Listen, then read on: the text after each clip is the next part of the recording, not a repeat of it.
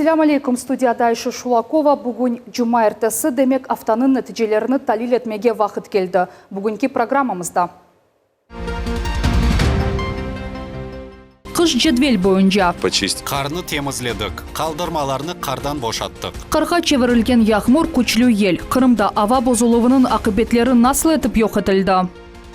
Ковид-хала модернизациясы девам ете. Всем приятно. Масепсы топланғанлар севенелер, кой өлмей, койымыз яшай. Қырым Тибетінің инкишафына миллиардлар рубле. Қараманлар бейаз халатларны киелер. 98 йыллық адамларға қызмет. Керчек айтсам, біз енді ковидтен эвелкі девірні ұнуттық. Қырым әжеле Тибе ярдым ве қазалар Тибеті мерkezінің мудирі Сергей Алиференко берген мақсус интервью. 5-ші кере берілген мүкафатлар. Bizim cumhuriyetimizde istidatlı adamlar pek çok ve bu büyük gururdur. Қырымда миллет менлігі мүкафатының ғалиплері мүкафатланды. Балтика флотында Сейл артиллериясы капитаны Джафер Османов ақында не белі? Османов менің туғаным дегіл. О менің бабамы құртарды. Санкт-Петербургта Улу Ватан жеңкі сенелері белгісіз ғайып олған Қырым татар забитінің сояқрабасыны қыдыралар. Қышның ilk күніні Қырым сакинлері да чоқ вақыт қатырлай жақлар. Қарға чеверілген яғмур күчлі ел. Ава бозулачағы ақта евелден илян етілді. Ава қыбетлерінің нәтижесінде бинлерce адамлар ышықсыз қалды. Ижади тақымымыз адиселерінің мерkezінде бұлынып, ава дінішмелеріні көз етті. Тапсилатлы Жалев хамызда.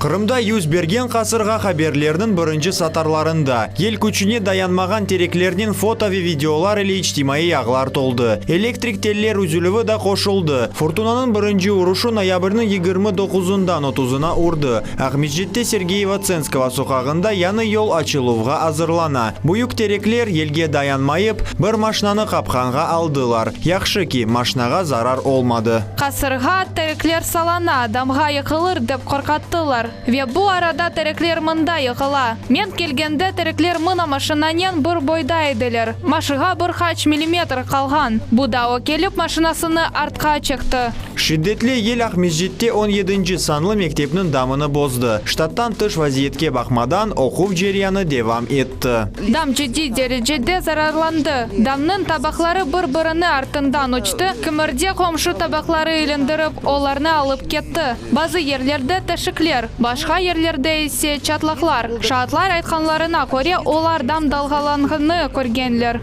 Ярымаданын соқақлары ве yolları temizlenуіне 200-ден зияде коммунал хадим чықты. Геже олардың ярдымына Крым Спас ве Крым Энерго хадимлері қошылдылар. Бақчасарай районының Қалымтылай көйіндегі бала бақчаның дамыны есе ел алып кетті. Бұны өз көзлерінен көрген адамлар иштимаи ағларда видеоларды нешір етелер. Семейізде далғалар 4 қатлы евнің юксеклігіне етті. Байдар вадисының көйлерінде де қаза қорқынчлы олды. Видеода мектептің қорасы виран олғаны көріне. Баға көйінде есе сарай ялдап кетті ве yolны тосты.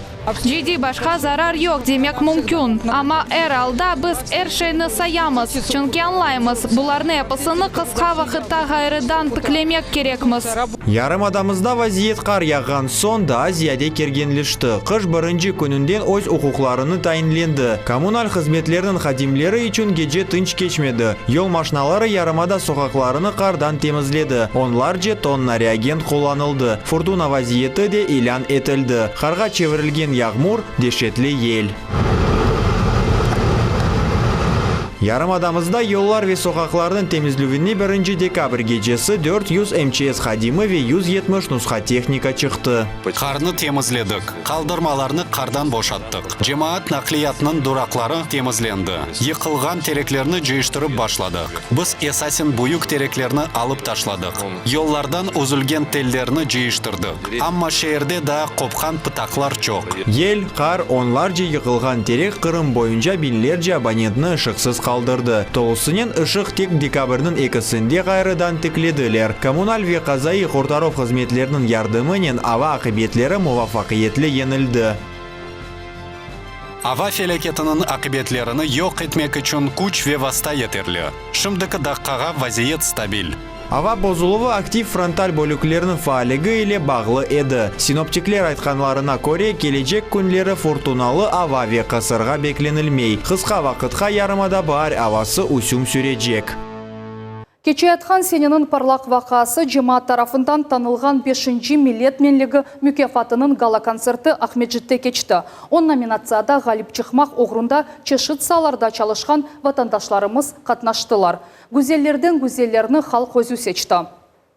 Тантаналы тәдбір Devlet Академик музыкаль театрының саасында кечті. Мерасимнің трансляциясы Милет телеканалының сержелері елбаж геджесі көре білелер. Байрам насыл кечкені ақта Линуза Бурситова тариф еті.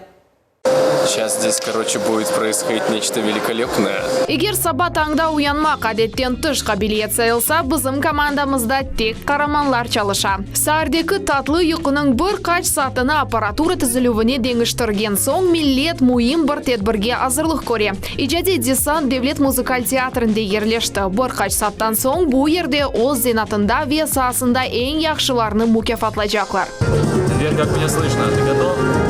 Энвер, как дела? Все отлично, скоро все будет. Работаем? Эй! Да, Санага.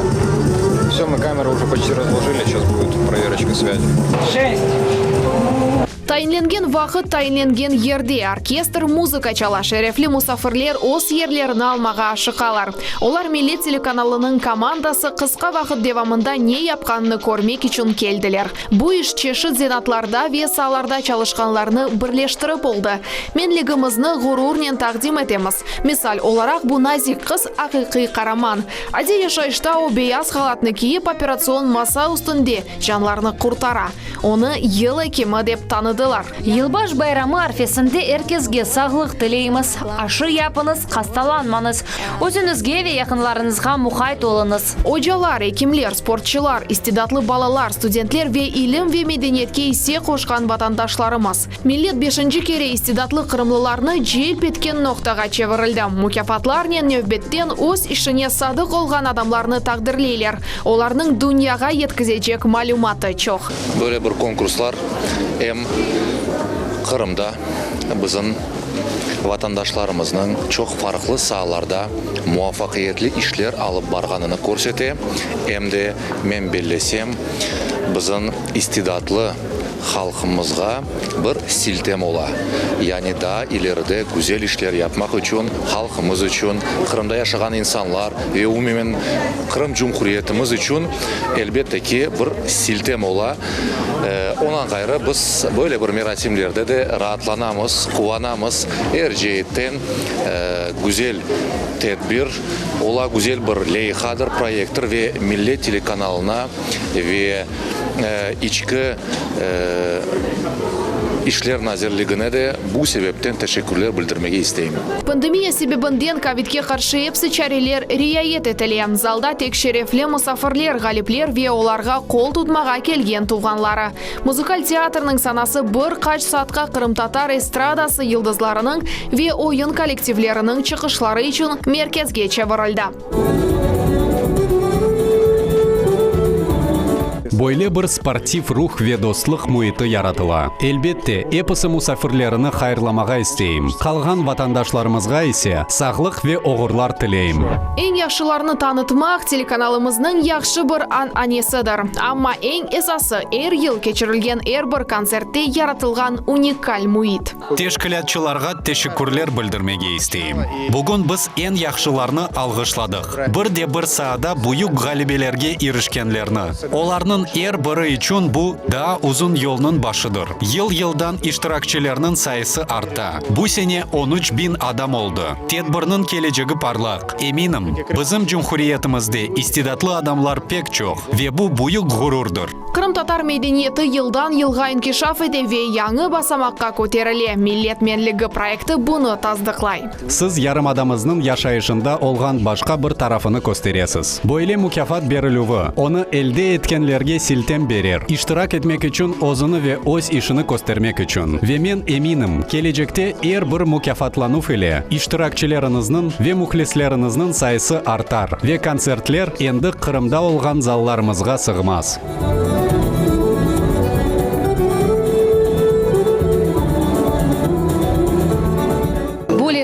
Бізім бірлік олғанымызны, бір-бірімізге қол тұтмаға не қадар азыр олғанымызны көстере. Бұл елі конкурста іштирак етмек үшін 40 ариза келді ве 13 бинге яқын сес берілді. Ғалиплер Қырым татар халқының ғұрыры, әркесіні қайырлаймыз. Бунин біз еконлемейміз. Бұда ноқта дегіл ең мерақлысы телесержілерімізні декабрның 31-інде беклей. Миллет менлігі мұкафатының қойчаман концертіні біз ел баш кечесі көстережеміз. Земаневи Тибей мерkezlerinin құруcılığı фаплар ве амбулаторияларының тікленілмесі ве тамираты, yüksek технологик Тибей ярдым. Эндіден бұ эпсы Қырым сәкенлері үшін арзудегіл керчектір. Тек бұ елы Тибей мәселелерінің модернизациясына 13 миллиард рубле айрылды. Пандемия еле бағлы эпсы қиынықларға бақмадан Қырымда Тибейетін кешафеті. Коронавирустан ғайры да башқа хафлы хасталықлар да бар. Койге хасади 5 қатлы F айны бойлы қапу. Мұнда фельдшері банай ноқтасы ерлешкен ақта тек ескерген таблочық хатырлата.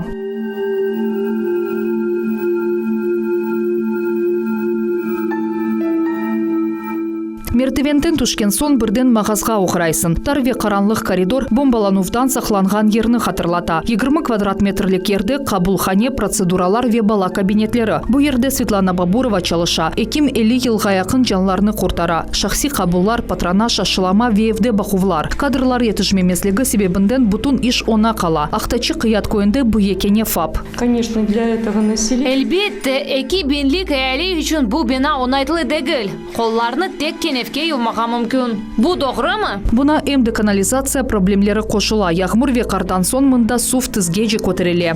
Люди тоже от этого всего. Адамлар да болдырды. Эпидемия вақытында олар тышарыда туралар. Анлайсыз мы? Егер яғмыр яқса қолайсызлық, мердевен адамларнен тола. Қалдырым тар. Яны фельдшері банай ноқтасының құрылавы меселені чезежек. Оны әнді ескісінің янында тікледілер. Ескі фаптан яны ерге көчмеге азырлар. Әнді яваш-яваш шейлерні топлайлар. Бұл ескі донатма есе мұнда қалачақ. Чүнки яны фапта ерші земаневи олачақ. Якын вақытта кой сәкенлеріне Тибей ярдым онайтлы шарайтлерді көстерілежек. Олар үшін бір ел ішінде бош жерде фап құрылды. О эпысы земаневи шарайтлерге уйғын. Кен одалар, лаборатория яны мебель ве донатма. Бустолап да бар. Мұнда атта коронавирустан ашы олачақ. Асбарда есе мобиль маммограф үшін асма құрылды. На сегодняшний день Шымдықы күнде Роскапстрой идаресінің теклифлеріні түзетмек қалды. Мебеллеріні ерлі-еріне қоймақ ве қабыл еткен комиссияға тапшырмақ. Ақтачы қият көйінде адамлар фельдшері банай ноқтасы ачылуыны беклеген вақыт, еді қойу районының арма әлі көйінің сәкенлері әнді яны ерге көчкенлеріні қайды телер. Фапта донатмалар эпсы яны. Это у нас процедурный кабинет. Бұл бізде процедуралар кабинеті. Мұнда чешет манипуляциялар япылажақ. Дамарға виаделелерге санчылар. Бізде емде реанимация топламлары бар. Дефибриллятор да бар. Тибейчілерінен бераберлікте ерлі сәкенлерді қуваналар. Представляете, нам приходит... Біз пек қуванамыз. Бізге, если башла адамларға мерkezге қатнамақ керек еді. Шымды пандемия ерден евбетлер. Енді есе бізде шей бұ ерде олажақ. Бұ сенеда 95 объектны екілемеге планыштыралар. Бұ 16 муниципалитетлерді фаплар ве амбулаториялар. Епсілейхалар идаре программалары бойынша амелге кечіріле.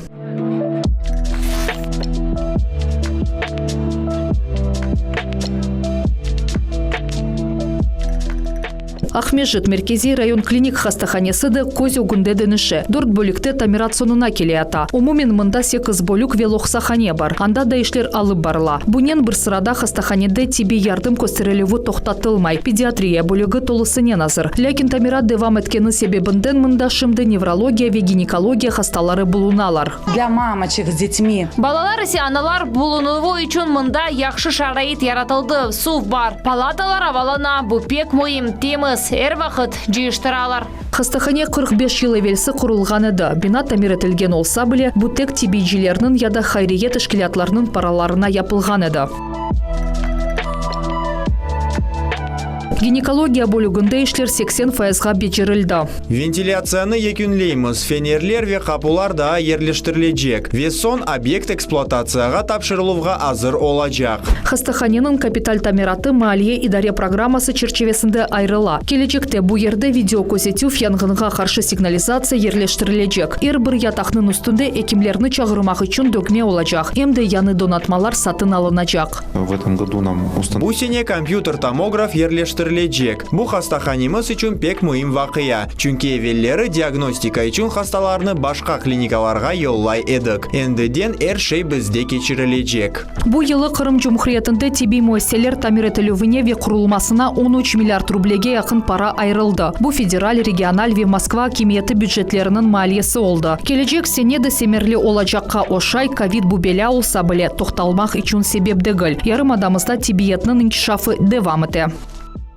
Қырымда коронавируснен хасталық дарқалуы эксіле. Күнде бөле хасталарының сайысы 500-ге етмей. Бұна бақмадан коронавирустан өлілер чоқ. Бейаз халатлар киген қыраманлар бұны насыл бежерелер ве жұмқыретімізде кадрлар етерлемі?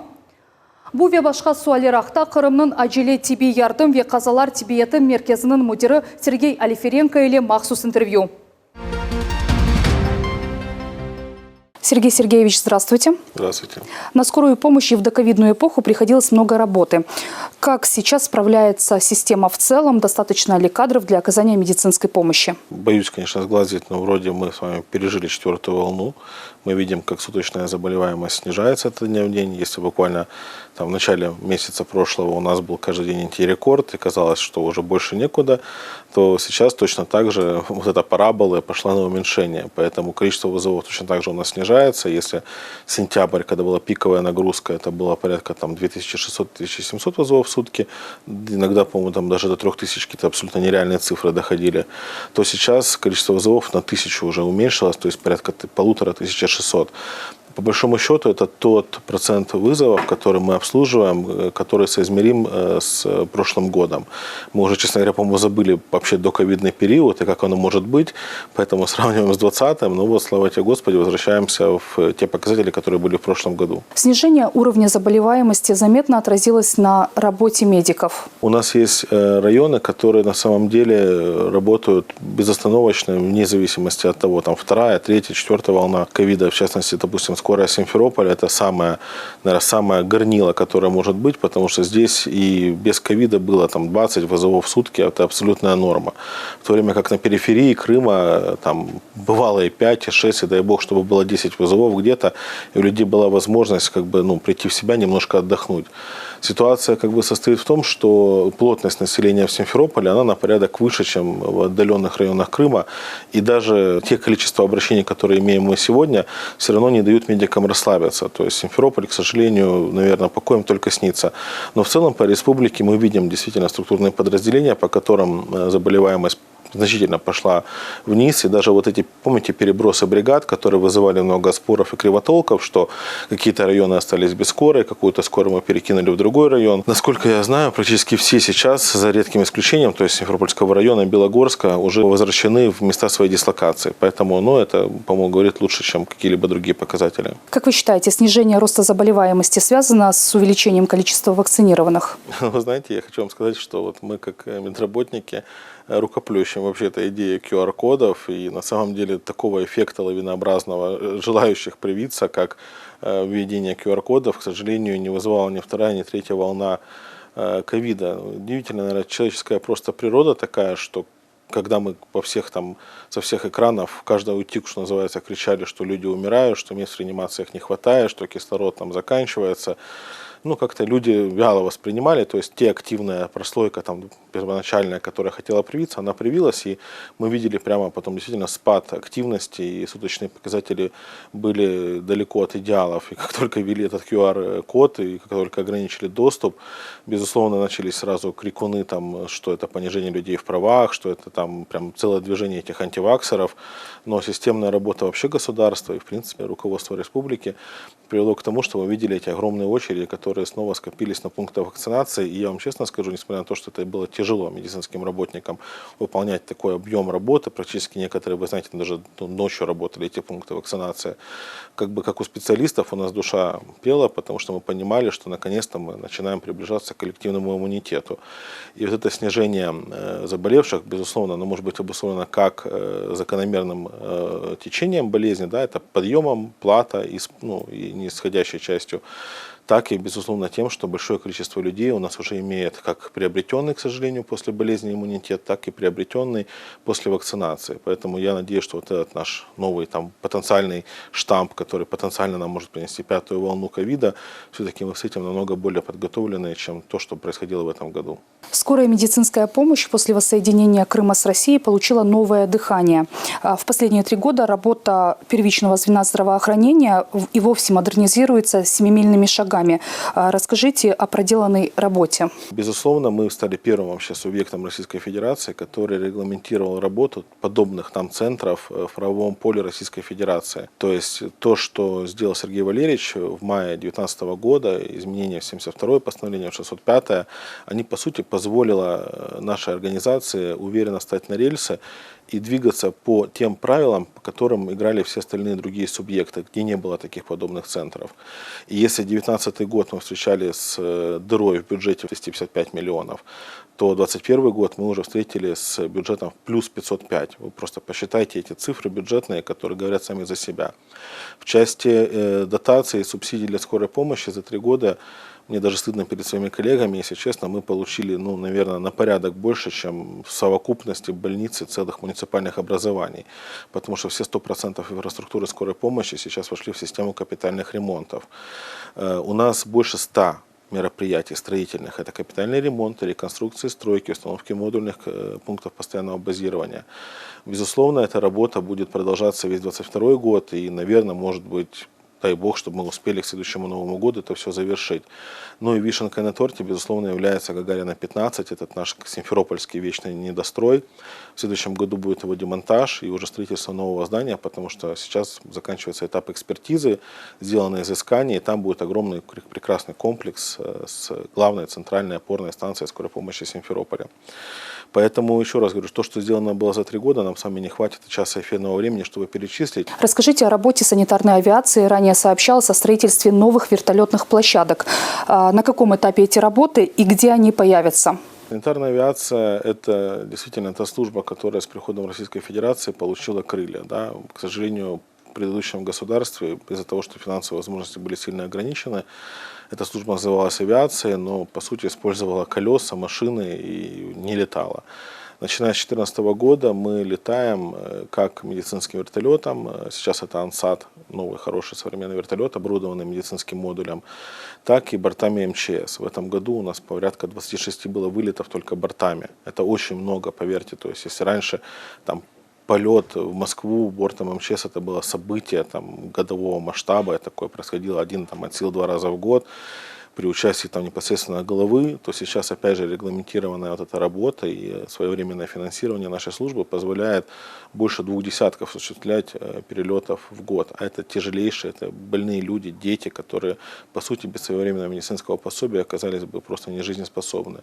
Поэтому эта служба работает, и вот эта программа по строительству вертолетных площадок, она как раз и направлена на то, чтобы логически завершить весь этот процесс работы санитарной авиации и исключить вообще наземный транспорт. То есть в идеале, вот как в Краснодаре садится вертолет на крышу здания, точно так же и наши вертолеты должны садиться в любой больнице Республики Крым, не где-то на стадионе, в городе, на трассе, за городом, а непосредственно либо в больничном дворе, либо в непосредственной близости. Мы, к сожалению, не успели в этом году начать строительство, хотя у нас оно было и не запланировано, у нас в этом году было только проектирование, но целый ряд нормативных документов поменялся, и для того, чтобы сделать все по уму, нам необходимо согласование Росавиации федеральной.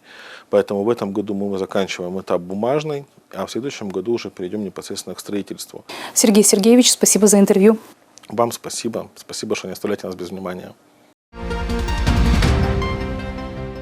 Санкт-Петербурглы Дмитрий Стефанович Крымда Джафер Османовның сөз опларны қыдыра. Бұ адам Балтика флотында Сейл артиллериясы капитаны еді ве Улуватан жынкынды 41 сененің октябрь айында белгісіз ғайып oldu. Кіші бір малюмат тапмақ мақсады еле Милет телеканалына мұраджат етті. Тәфсілатлар левхамызда. Санкт-Петербургтан видеобағда Дмитрий Стефанович РКШ Крымда Балтика флотында Сейл артиллериясы капитаны Джафер Османовның сөйлеріні қыдыра. О, оның қартбабасының әніштесі еді. Женг вақытында Забит Эзель шымдейсе Саарема адланған адасында көрешті. Мұнда совет бомбардировщиклер Берлинге бірінші учувларны кечіре еділер. Джафер Османов менің қартбабамы, қартанамы ве бабамы ось өмір yoldaşı ве яны доғған оғлына қошып континентке yolлады. Олар адалардан шығып етіштір Османов менің туғаным, сойым дегіл. О бабамы құртарды. Бабам бұ адам ақында бір шей қатырламай. Тек насыл бомбалай еділер, насыл гемеде ялдағанларны ақында тариф ете. Джафер Османов тахминен 1915 сене дүнияға келді. Тарақташ көйінді доқты деген фікірлер бар. Ақярда Сейл Мудафасы Арби Денис Оқув юртында оқыды. 36 сене Балтика флотына юланылды. Башындан Ленинград янында Серая лошадь адлы батареяда, сонрайсе Эстон адасындаки 317 батареяда қызмет етті. Оның омыр yoldaşының ады Марина еді. Оғлу есе Леонид. Женгтен сон олар еля қолдылар. Джафер Османов өзі есе 41 сененің октябрь айында белгісіз ғайып олған сайла. Совет аскері ақында қатыра Калининградқа яқын ерде Балтийск шерінде эбеделештірілді. Его документы, его папка. Оның весиқалары, оның бош папкасы Арби Дениз флотының архивінде Калининград янында Гатчина шерінде болуна. Ләкин мен она сой олмағаным себебінден көстермейлер. О ақында малюмат подвиг народа сайтында бар. Оандан шыққаны ақта yazıла. Дмитрий Стефанович Османовларға иштимей ағларда язды, ләкин нәтижесіз. Чүнки бұл соят қырым татарлар арасында сықыраст келе. Яқынларда Балтийский мир адлы халқара конкурста Мария Николаева еле таныш олды. О Қырымдан олғаныны білген сон араштырувда ярдым сорады. Бөле етіп бұл икәйе телеканалымызға келіп етті. Белки тарақташта әвелері яшаған қартлар оның айлесіні танырлар. Ve o zaman Джафер Османовның сойлары тапылыр. Böyle етіп, өз әйелесі ақында малюмат топлamağa ve атты kitap yazmağa мүмкін olur. Ярдым сора біз тарихи илимлер докторы Владимир Поляковға мұраджат еттік. О крымский татары на службе Отечеству адлы китаплар yazылывы үшін жебеджелер ве партизанлар ақында малюмат топлай. Ханко ярымадасының мудафасында чоқ қырым татар иштирак етті. Оларның арасында Джафер Османов да бар еді. Ләкин оның доған яры ве вақыты тарихчиге белли дагыл. Белкеде öyle olğandır. Vatandaşımız 317 батареяның командиры еді. Уикенд лейтенант. Ханко адасының қорчалаған вақыт белгісіз ғайып oldu. Уикенд лейтенантларының esirliginde olğanlar arasında Osmanov Джаферлер yok. Ләкин bu soyad pek sık rast келе ve onun çeşit variantları бар. Ama mende bir kaç Osmanov Джафер бар. Ama olar rядовой деп yazılgan. Şunun için Джафер Osmanovның taqdiri ақта малюмат belli дегіл. Телеканал Қырымның Devlet архивіне соратма yolladı. Cevap келгенінен біз Дмитрий Стефановичке хабер yollarmız. Ailемінің хронологиясыны тізмеге isteyim. Oğlum, kızım, olacak torunlarım ne yerden olğanını bilsinler деп. Джафер Османовның өзі, оның айлесі ve туғанлары ақында бір малюмат білгенлер экранларыңызда көстерілген телефон номерларына хабер етіңіз. Біз есе араштыруларны тоқтатмаймыз. Bu hepsi haberleri de Millet telekanalını seyretiniz. Efirde görüşkence.